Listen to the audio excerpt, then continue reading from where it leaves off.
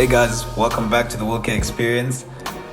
Before I even introduce my my guest, the way he's sitting there getting ready for this as if it's some interview. Like, relax, bro. Relax.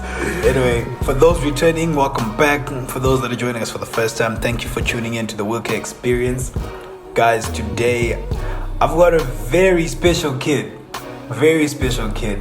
Like, the funniest thing, I didn't even know this kid. He just reached out on Instagram, and now I consider him a little brother.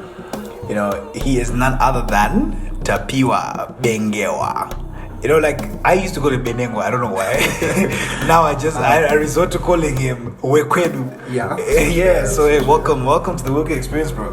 Thank you so much, Will. I always like to call you the big man, because what a big man does is when you're around him, you feel bigger. Oh, yeah. I didn't know that. I don't know why he's trying to flatter me. Maybe he doesn't want the questions that I'm going to ask him. But, I'm going to put him on the spot and, ask him the very first question. WEKWEDU, what does that mean? Like I've always wondered. WEKWEDU, I've seen you do a whole lot of stuff. But WEKWEDU, what is that? So technically what happened was when I started initiative back home. Yeah. You have to name your thing. So I wanted to call it Our Own in English. Okay. OW, but then I felt like, no, let's take it to vernacular. Okay. And I wanted to try and develop, but then develop it. We are dopa. Yeah. So what happened was, like, I resorted to WEKWEDU, and I felt like this is unique. This sounds cool. From being the name of the interview, it has become my name. But it's just like you say, you're now calling me WEKWEDU. Wait, where's my t-shirt? Oh, I don't bring it. You see, I like free t-shirts. I like free t-shirts. I like free things, and he didn't even bring me a t-shirt, guys. So I think we should just disqualify him on this episode. So the episode is over. You shouldn't have brought it up, because, like, I know a number of listeners who would want those tees. And guys, get your t-shirts. So what's your Insta name? Let them follow you and get their t-shirts. Okay, my Instagram is WEKWEDU. Yeah, you see, WEKWEDU. So guys, WEKWEDU spelled WEKWEDU. Yeah. Find him and get your t-shirts. Wait, so you know what? You've actually got I don't know if it's a strategy, or because obviously you've literally just come out and started penetrating through, all these circles, and I don't know if it's a strategy that you came up with. How are you connecting with all these people? I know you're affiliated to Incorporate Zim, and it all started from you just following other people, tagging, and just you really interacting with you. Because I don't know if I replied your message the first time. I think I took long to respond. Exactly. I took long to respond, but like when someone is constantly just sharing your content and everything, and you really notice that this person is really consuming my content, you have no other choice than to holler back. So was that a strategy? How do you do it? I see you keep doing it, and you've obviously broken ground into all these circles, but was that a strategy, or what was going through your head when you were tagging people, following them, and sliding in their DMs, connecting? What were you thinking? Okay, I don't think I have any strategy, because for now I'm really lacking in terms of connecting. Okay. But what I would tell you is, when I'm on social media, I'm not just there to see people with eyes of envy. Okay. And then I'm there to learn from their experiences. Yeah. And then if I feel like you become friends with people, it's either you see something that is new in them, yeah, you want to get closer, or you see something that they have that you don't have. Yeah. And you're not going to have it in any time soon, but you want to get closer to it, have the experience, like this WEKWEDU experience. Like wordplay. Okay, all right. Yeah. So I think I reached out to a number of people on Instagram. Every influencer, every informer, everyone on social media, they want the positive response. Yeah. So the moment you give them those responses, make sure you're following through, you know what they're doing. It's not like you become a stalker, no. It's just being an intentional fan, because you're willing to grow out of the fan base. Just like in corporate Zim, I was a fan. Yeah. Now I'm part of the corporate Zim team. Oh, nice. Yeah. Now that's that's something that's so important, because most people would sit here and complain because, like, what's funny, because I know you didn't go to an A school. What school was it you were at? I went to Gogomere. Gogomere, exactly. So usually it'll be, someone from Gogomere will be like, look at these guys, they're from Georges and whatever, like there's no way I'm gonna fit in. But like, hey bro, that's not even it. That's not how we are thinking, when we were doing our thing. It's not like we select, when we look at our DMs, we select, we're like, okay, yeah, this one, he looks like a Georges boy, so I'm going to respond. No, that's not it. We're just looking we're looking for people with, who are interested, people who genuinely follow our content, people who genuinely want to make a difference. And when your profile screams that, obviously, people are willing to engage, people are willing to give you time, because, you unlock value by giving value. So if you're giving value to me, then why should I not, also try and give value to you? So it was a dope strategy. I looked at it and I was like, this kid, like he's taking it next level. And yeah, you're connected to most people that I know now, and I'm happy that you're not working with incorporates, and that is actually a good platform, a platform that is, they are striding in this marketplace, man. They are reaching new people. They're making people that were hidden be seen, because like people have developed thousands and thousands of connections just from what incorporates in post. So I appreciate those guys, because those are like my number ones, man. Like I don't know, man, and it's crazy. I don't even know how I connected with Muchi actually. I don't even remember how I connected with Muchi, but it was probably through a friend of a friend or something like that. And then all of a sudden I was on the first episode of the Incorporate Zimcast with Joe and Muchi, and it was, and that's where that whole start where you are thing started, and ever since then it's just been crazy. But yeah. So you know what happened? With Muchi and I didn't know Muchi was a co-founder of Incorporate Zim. Oh, okay. I knew Incorporate Zim first. I didn't know who was behind this whole line. Yeah. And then I just saw Muchi's profile. Like, okay. The captions, Muchi is a Drake fan in a way. Yeah. You're like, nah, this is the vibe. This is the vibes. And then I just replied on one comment. He replied back, slid into the DMs. Started changing bits of inspo. Like, no, kid. When I get back to Zim, he was still in Canada. Yeah. I was like, when I get back to Zim, we need to touch this. And when you came back, that was December. Things were tight for me. Yeah. That's when we met. And then he came to my city. All right, he came to Masvingo. Yeah, he came to Masvingo. I was like, no, in Masvingo, who do I know? Obviously, he used to look for the boy. So this other thing, the more you give value to people, you come from a small town. You don't come from an A school. But when they get to that place, they need to know someone. They need someone to show them around. Yeah. And you become that person. Yeah. So from that experience, I've learned that when you stand on the shoulders of big men, you get to see further. Nice. And I like you that. want to keep going further. Nice. And also the speed with the wheelchair experience is faster than riding along. Now we definitely have to connect, because I'm a Kadoma boy. Oh, really? I'm a Kadoma boy, boss. I'm a Kadoma boy. Despite the fact that, yes, I did go to A schools and whatever, I'm a Kadoma boy. And most people think I'm from Harare. No, I'm not. I am actually a Kadoma boy. I was born and raised in Kadoma. Everything happened from Kadoma. So, and when I got to Harare, I remember getting to Harare, and people here just live different. The money goes quicker, the lifestyle is faster, and I was just like, can I really do this? Yeah. So it took me time to adjust, but ever since 2009, it's been different, and now it's 2021, and it's just different, and now seeing, like, even when I got here, it was worse, because now I feel like it's better. People are now more open to networking and getting to know each other despite the backgrounds. When I got here 2009, it was like, yo, what school are you from? I was from an A school. Yes, I was from MCC, but it wasn't even regarded as anything down these ends. It was like, nah, bro, you gotta be George's House, Gandhi, or a Falcon boy or whatever.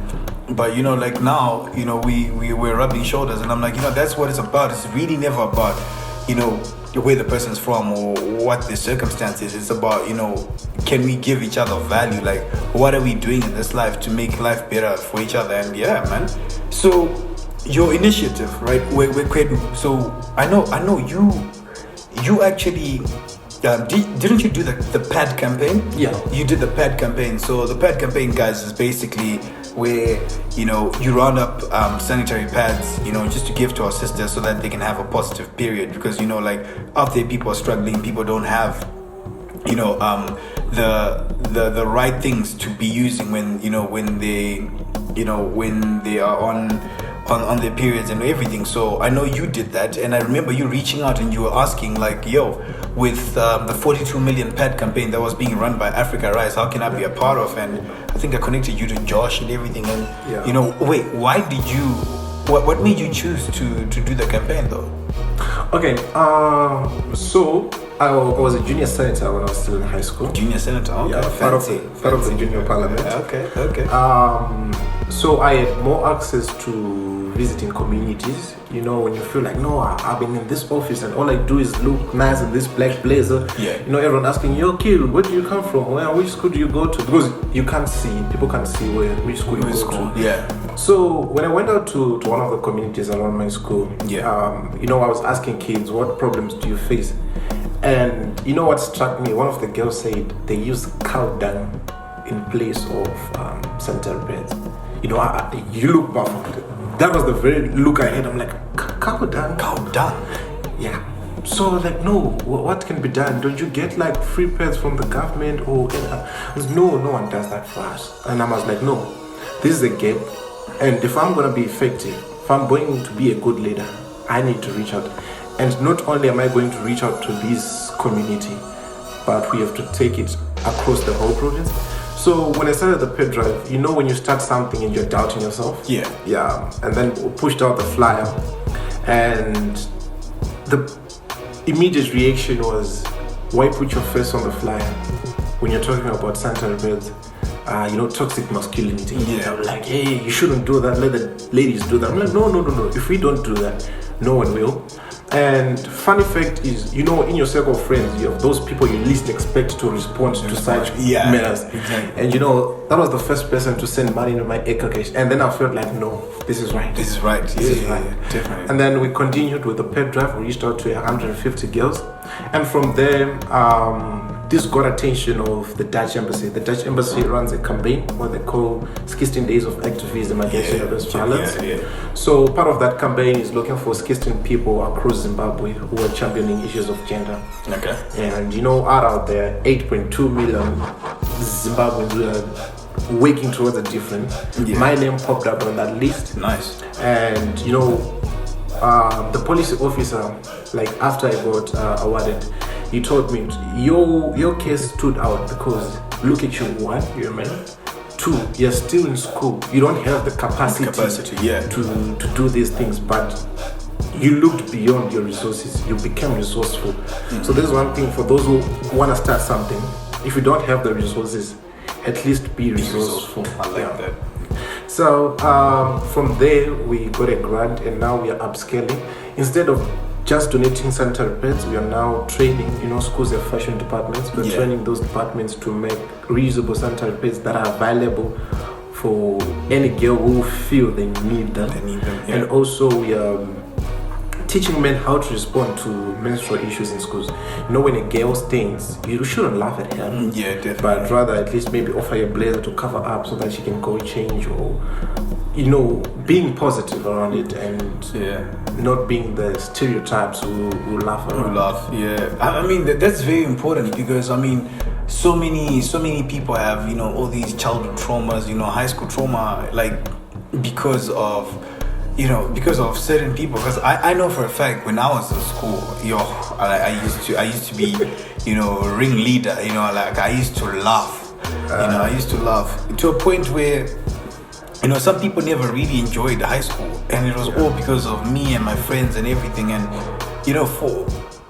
for the sake of peace, and peace of mind, after thinking about it and reflecting after high school, as crazy as this seems, I actually went and I apologized to all of those people. Whoa. I apologized. I was like, guys, like, maybe I didn't reach every single one of them, but I definitely then put it out in our old boys group where everyone was. I was like, guys, listen, in high school we may have been young, and I might have said this and that you didn't totally agree with, and it might have had you experience high school a different way than everyone else, and I'm sorry. And it felt good because when you realize the mistake. And now when I go to high schools and I talk to these kids, I'm like, guys, no, this is not the way. That's not how you feel big. I don't feel like I had any confidence issues when I was in high school, or any issues really at all. It was just okay, like this is funny, but it was just because I lacked knowledge. I lacked knowledge, and now it's like I need to educate my young brothers, like, guys, and it wasn't just guys who used to do it, even other girls, But I remember, but the good thing is, I remember, like, at a certain point, it started clicking. There's certain things I'll definitely laugh at, and there's just certain things I just never used to tolerate. Because I remember a girl staining, and the worst part is this was during a swimming gala. So she stained, and then there was just blood running down her leg, and I just called her best friend. I was like, take this towel and go and cover your friend quickly, because you can see what's happening there.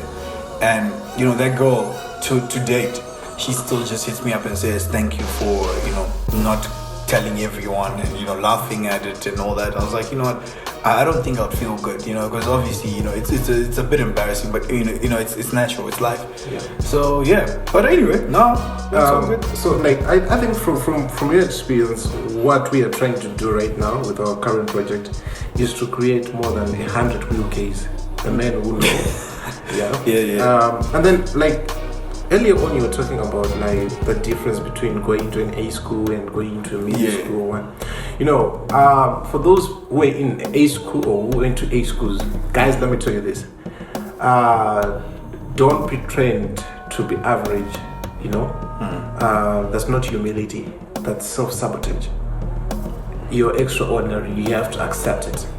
And then for those from where I came from, because it's from a personal experience, we should stop looking at these people as friends, because if you see someone as a celeb, they'll treat you as a fan. It's a fan. But then you have to look them to say, no, this is achievable, this is attainable. If I can do better with my life, I can do this. This is the standard. Because the moment you have what do you call it? There's a word for it. A benchmark. Yeah. If you have a benchmark, you get to push yourself up. So you have to use positive vibes, and I think it will be easier to tap into the circles, because you get to understand where they see life from. It's crazy. It's crazy you say that. This is actually a topic that I've never discussed this with anyone, like, on the working experience, definitely. But it's crazy because there was always that constant battle. Like, so when we were growing up, it was even worse, because it was like, your accent, you speak like this. It was so bad when we were growing up. Now I don't think people really care, or maybe it's just because I'm now way too grown for that. But it was, like, why do you speak like that? Where do you come from? Like, what is going on with you? Like, what's going on? And now I look at it and I'm just sitting there and I'm like, so many a times it was, we'd go to the school right next door, and we're being looked at differently and we're being judged differently. And I'm like, wait, you're judging us because you think that we think we're better than you guys, but that's not even it. Some people do think that, but then at the same time, some people didn't end up where, like, at the school they're at because they can't afford it or anything. Like some parents just were not, they just didn't, they weren't so informed. So to them it was like, oh yeah, no, this is the best school for my kid to go to and everything. And I'm just like, guys, it's not even like that. And the worst part was, anytime you got interacting with some people from let's say group B schools or whatever, it was, they would go from one extreme to the other. It's like, bro, talk to me normally. I'm talking to you normally. I'm speaking to you in Shona yeah, and it's not because I'm not speaking to you in Shona because I'm saying you can't speak English. No, I'm tired of speaking English because we get punished for speaking in Shona. So allow me to speak in Shona. Let's just be normal.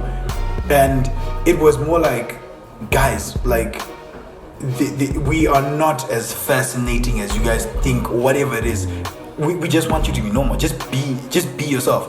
Which is one thing I appreciate about you, because had you slid into my DMs and then I'd met you and then you tried to be someone else, I probably would not be talking to you right now, because that's not the vibe. That is not the vibe. The best of you. Just be you, because that's the vibe we're after. No matter how it is. And then if there are things that I need to teach you, then I teach you. And then if there are things that you need to teach me, then teach me. And then we grow like that. Don't be a different person today, tomorrow a different person. I don't like that. Oh my God, I hate it so much. Or you're around me, you're one person, and the next thing you meet someone else, you're bro, like, what's happening? Yeah, like just relax, just be calm. I like hanging around people that are calm, that know themselves, that they're really aware of who they are. Because yesterday, I met for the first time. I did not know Mufti Link. Ooh, you met. That's why you're bubbling with inspiration. I see, bro.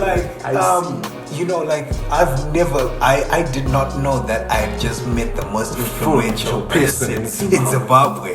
The people I was with, they were like, whoa, is that?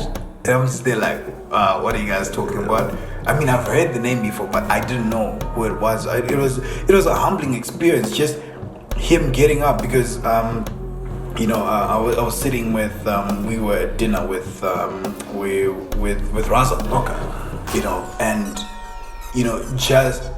Raza didn't try and pretend like someone he's not. He just went there, they greeted each other, and he was even shocked that Mufti knew who he was, and everything. And Mufti walked up to our table and he said hello, and I'm like, these are the kind of people that I want in my circle, First of all, because Raza didn't try and change who he was, just because he had seen Mufti, and Mufti, just because he is who he is, he didn't try and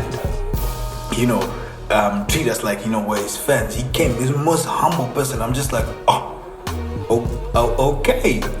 And then we're sitting there at the table, and then now I'm searching him up on social media, and I'm like, whoa, this is a big deal. Yeah, this is a big deal. And then the other thing, before I leave Harare, you have to link me up with Raza again, because when I go home, Razi. I'm now in touch with him, thanks to you. Yeah. But my auntie she trains cricket at her school. Okay. Right. And then she saw my picture with Raza. Like, wait, is that Raza, real Raza? Or there's an Indian guy who looks like Raza and he's wearing 27. I'm like, it's the real SRB. Yeah. No, we could definitely do that. I mean, Raza's always up for a chat. He's just he's one of the most humble people. So you see, like some of these things you catch on to them as you hang out with more and more people. Like, you just, it's almost like you're just fine-tuned as you see someone else doing the thing, and I like that, because life is really copy paste, to be honest. It's really copy paste. You don't have to create something new each time, it is what it is. So I'll definitely link you up with Raza. And so what projects are coming up for, like fill us in. Things that we don't know. We need to know the juice. What's going on? If I would be someone on social media right now, I would be saying let the results speak. But sometimes you just have to let people know the bits and pieces. Yeah. So that you also keep yourself accountable to say, I spoke about this. Yeah. People get done. Get done. So we have one project coming in. Okay. I'm working in with Saints Boy. I'd like to keep it that way. You don't have to know who. Yeah.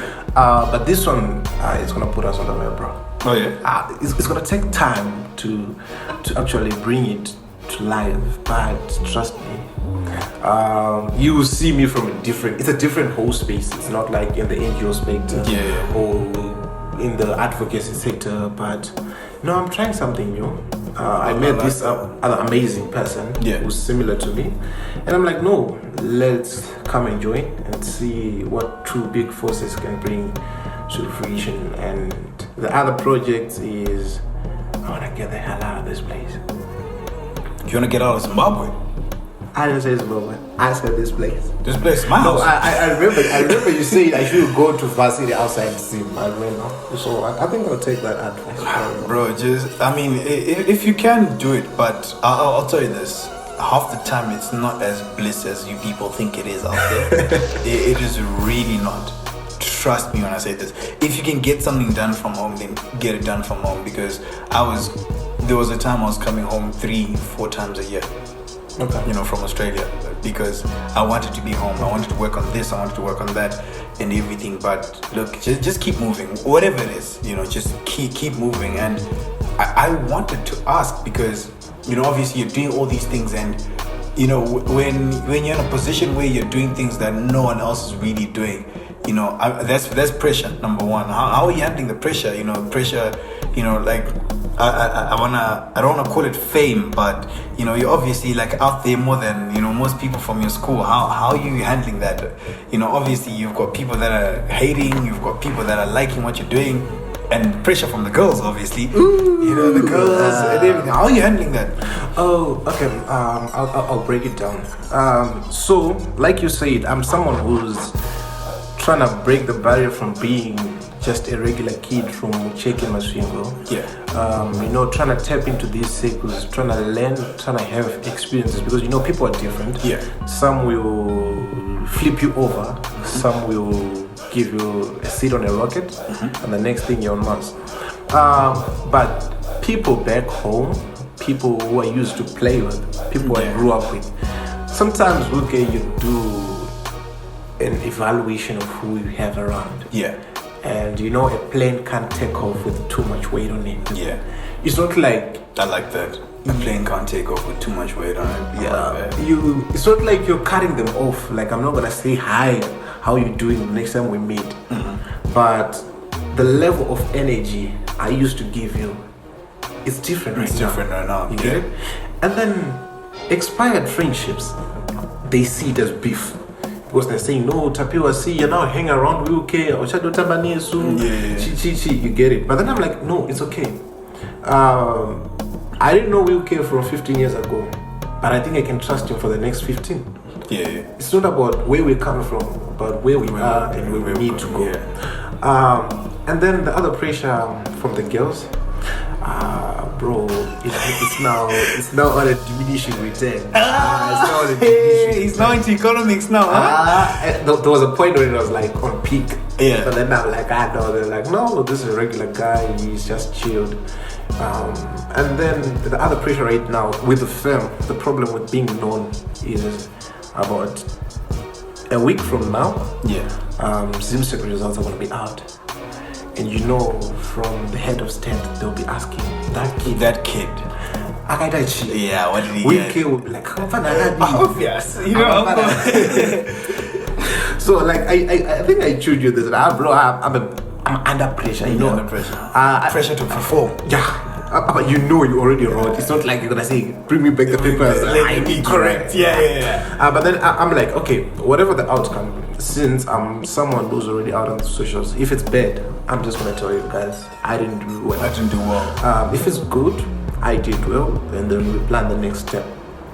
I like that. I like the way you said that, because I'll tell you this. I didn't do well. I didn't do well for my O levels, and I didn't do well for my A levels either. O levels was the worst because I failed the one subject that I loved the most. My mom was so confused. Like, how do you fail accounting, boy? And accounting was definitely responsible for my combination, because at MCC, for you to get business studies, you had to have passed accounting, because we weren't doing business studies. So once you pass accounting, you can get business studies. So my combination was meant to be accounts, business studies, and I think it was Geo or something like that. That's what I was supposed to do, and I failed. And I think for people it was like, oh, what did he get? Yeah, like what did he get, Mr. Captain, everything. And I was like, yeah, I failed. Yeah. And for some, it was a ha ha ha ha moment. They wanted to laugh. Yeah. But then when they realized, like, I didn't even care what they thought. It was like, oh, so it literally died down. Okay. So allow me. Let's shift the roles. Okay. I'm not the host. Oh, okay. You're the guest. Okay, cool. Okay, because I need to ask you more of these questions because I'm gonna head into that space right now. Okay. So the acceptance stage to say, okay, this is what happened. Yeah. How did you reach that? I thank God for my parents. My parents are they're super amazing people. They're super amazing people. That's also what helped me know, like, when you know where you come from. Obviously for my mom it was a shocker, like, this kid, because Form 1, Form 2, Form 3, we were doing fine. Okay. We were definitely fine. And for me, I just realized, like, I get exam pressure. Exam pressure is the one that kills me a lot. So yeah, but you get home and then my parents are like, oh, you know what, it is what it is. You're not going back to MTC because you're just playing too much sport there. This is why you failed. But what do you want to do? And I'm like, guys, I wanna rewrite. I wanna rewrite some of these subjects ASAP. And I work well under pressure. I definitely work well under pressure. So because I didn't realize, like, Form 4, yes, I was at school, but I really was not at school. I was doing sport, and I was doing sport at the highest level, and I was doing school at the lowest level.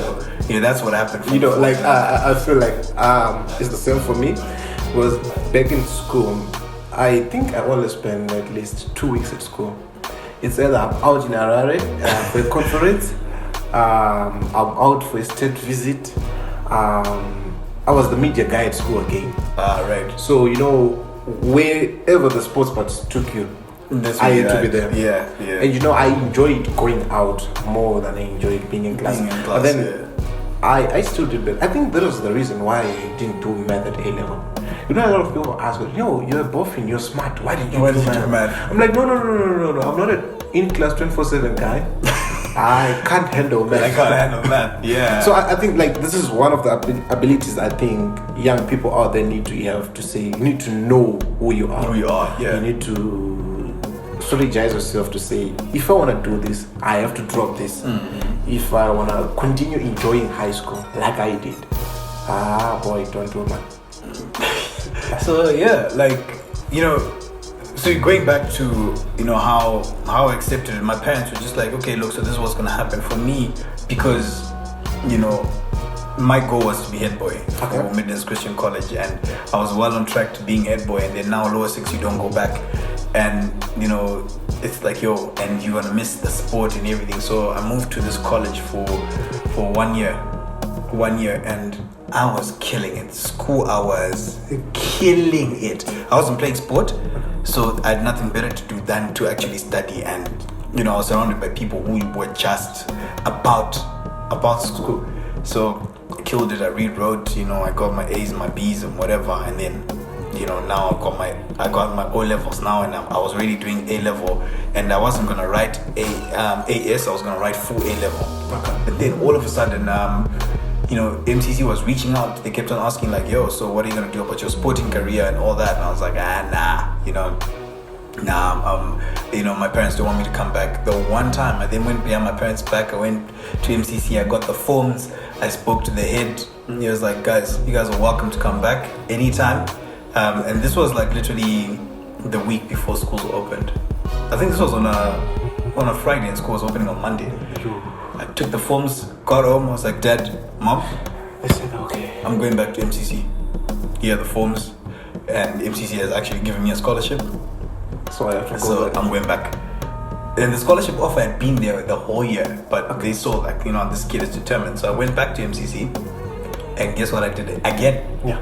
I played sports to the highest level. Played sport to the highest level. Played sport to the highest level. Almost had an undefeated rugby season. We lost one game that year. Like, this is one question I still have. Why has Will K changed from being the player on the field to being the guy behind the administration of the sport? Yeah. Oh yeah, cool. Okay, I'll get to that. So I go to MCC. I play. I'm hardly doing school, and I knew like so at this point I was not doing economics, accounts, and business studies, right? And I knew business studies was a whiz for me. I knew I could pass that in my sleep, but economics and accounting now. Those diagrams. So then I just never got the hang of everything, you know. I failed, and I failed this much. And then again, because also when I went back to MCC, I was then made head of discipline. Okay. Right, and this was the first ever appointment of a prefect, like smack in the middle of the next year, because you get appointed a prefect when you're like what, lower six. So now this is upper six. I go back to MCC and boom, I become a prefect. So people are like, oh, what's going on here? So now obviously there's now pressure. But for me, I guess I've never been a pressure person, because as long as I'm doing what I want and I know where I'm coming from, and I know, hey, if I tell my parents, look. So my mom even asked me after writing. She said this in Shona. She was like, like obviously meaning like, you know, do you think you're gonna do well on your, like, do you think you did well on your exams? I was like, nah, I don't know, we'll see. But I knew I hadn't done well. Results came, I'd flunked. And what people seem to forget is, and I remember a lot of people laughing at me, and I was just like, you know, the thing is, you guys don't know where I come from. You know, like my parents are not bothered by much. As long as there's some sort of movement and there's progression in my life, it's cool. So they asked me again, what do you want to do? I was like, guys, let's do what we do best. Crash course. Let me write in June. And boom, crash course. Bah! There you go. Will K's got his A-levels now. I've got my O's, I got my A's. Where you want to go? I want to go to Australia. I'd already told them since grade 5 that I want to go to Australia. And then boom, you know, I was and then I took about a year and a half out of school, just learning my dad's businesses, and boom, I went to Australia. But for some people, it's like, yo, if you fail, you're not going anywhere. So you gotta know where you come from. You gotta know your people, know your parents, and just do you. I keep on telling people, like, just do you. Because I remember when I was busy, I used to say this at school. I was like, guys, I didn't come back to MCC to do school. I really came back to play rugby and, you know, just play sport. People thought I was just, you know, talking. But really, that's what I dedicated to do. It wasn't the smartest decision. I'm not saying, guys, you should do that, but I'm saying, but I knew if I went back home, you know, even had I passed or not, my parents were just gonna make another plan for me. Yeah. It's different for other people. So, you know, you gotta know who you are, where you're coming from, and then, you know, so accepting that was so easy. And for me, it was like, yo, I failed, so what? Yeah, you know. And a couple of years later, and for some people, crazy how I even said to some people, because at that point now, I was like, you know what, I'm gonna show you, you know. I was like, you're gonna go to uni first. I said this to a lot of people that were laughing at me. I said to them, you're gonna go to uni first, and you're gonna finish uni, then you're gonna start working. I'm gonna go to uni after you. But by the time I finish, I would have made more money than you. That was the craziest thing. Yeah. It was the craziest thing. I was awake. Obvious. You know, when you... And like, because I remember when I was in my second year, when I was in second year of uni, I probably, I had made more money than some of them. But wait. So the last like discussion we had, which was off air, you mentioned something, changing from proving people to adding an I am to proving. Now becomes improving. Yeah, improving yourself. Like you did that to prove people, obviously. You did that to prove people. Yeah. But then how are you now improving yourself? Because you've already proved them. So I then realized, like, because now that I proved them wrong, my next thing was, okay, so now what? Do I now need to find someone else to prove something to? Then I realized, no, as I was growing up, I realized, you know what, I don't have to prove myself to anybody now. I'm now doing self-development. You know, I'm now in a different mind space. I'm like, you know what, the only person I need to improve is myself, and I need to prove this to myself and not anyone else. And that's how I've basically lived ever since then. You know, just getting better, proving to myself that I can break barriers, I can move mountains, I can do A, B, C, D. And you know, that's how I ended up in this space. Like, I then realized, like, you know, you asked how I ended up, you know, being behind the scenes with this whole sport thing. Is because I realized, look, I can't go back to the sporty field right now, right? But it also somewhere, somehow, something changed inside me. There was a seed planted in me to help other people. I know there's certain people who can't reach Zim trials because of, even where they're located. Yeah. But if I can break that barrier, if I can help break that barrier to bring those kids to Zim trials, then, let's do it. So now that's what we're working towards, because I feel like we've got a great future as Zim sport. We really do. But the only problem is we don't really, we don't really take time to really spot the talent. It's like, okay, these kids, they're from this school, they're the ones that can do the job, but that's not the case. That's not the case. The fastest runners I've seen have never been to Sim trials, but those guys, they move. Yeah, they move, and I'm like, whoa. We had a kid from Koba that made Zim cricket.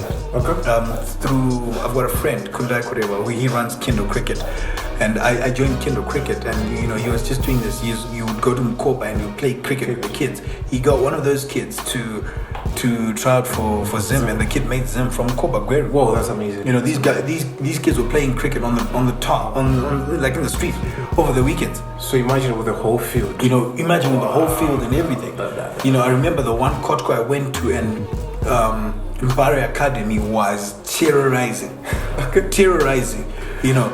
like other schools. Like these guys were so good, and I'm just like, see, that's where it's at.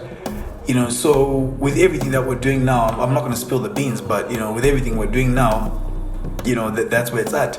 Okay. So, but listen, like we could go on. Like I feel like we can talk for hours. Yeah, I don't know. Ooh. But we've been at it for about 40 minutes. So like we had planned for 20. For 20 now we're at 40. But we'll definitely do another episode. Because it's always great to just talk about life. Different experiences. We come from different life setups and everything. And I appreciate you coming through. And before you leave Harare, we'll see what we can do, but you leave tomorrow, so that's another thing. We can change that, bro. But now, guys, thanks for tuning in. I don't know if Tapiwa has any last words for you, because I always have words for you. But anyway, what would you like to say to just the listeners out there, and especially people that are coming from a background like yours, because I feel like that's really important, because someone needs to know that it's okay to be where you're at. Some things are not, on the other side, things are not just given, as most people assume, like I don't go Piwa, they're just given these things. What would you like to say to them? I think most people, they say they don't have confidence to level up to the people from the other side of town. But what I can tell you, confidence, it's a habit that can be developed by acting as if you have confidence. Okay. When I hit up your DM, I was always like, let me hit and send. Yeah. But the moment you act like you know what you're doing, it gets easier. And the other thing is, if they don't involve you, don't try to fit in. No. Yeah. Know where you want it and know where you need it. Yeah. Exactly. So if you're out there, the only gap between you and I and Will K that's gonna take us to the other side of the bridge where we are now is your phone. Hit up that person you like on Instagram. I now talk to Pacho Ranking on a daily basis. Oh really? Hi Pacho, how are you doing? Hey Pacho, what's good? Yeah. Just because I used my phone positively. Yeah. So Tatina Camera, Mr. Camera, he always says that. Use your phone wisely, guys. So those are my last words. I could ramble on and on if I continue. But thank you for having me, Willard. Thank you for being at this place. Guys, I just want to tell you one secret. Where I'm sitting right now, Aishan, this was where Aishan's my day was shot. Recognize the place. Yeah, no. I've become friends with some artists. So when they say, "Yo, can we use your house to shoot a video?" I'm like, "Yeah, that's cool." I remember I did a TikTok and someone was like, "Why does this look like the house where my day peanut butter?" Like, yeah, it is. But anyway, thanks, guys. We'll catch you next week, Wednesday. For now, love positive vibes, and just keep it moving. Know where you stand, know who you are, but just don't be limited. Just keep going, and if you need anything, just hit up our DMs. And we'll catch you next time.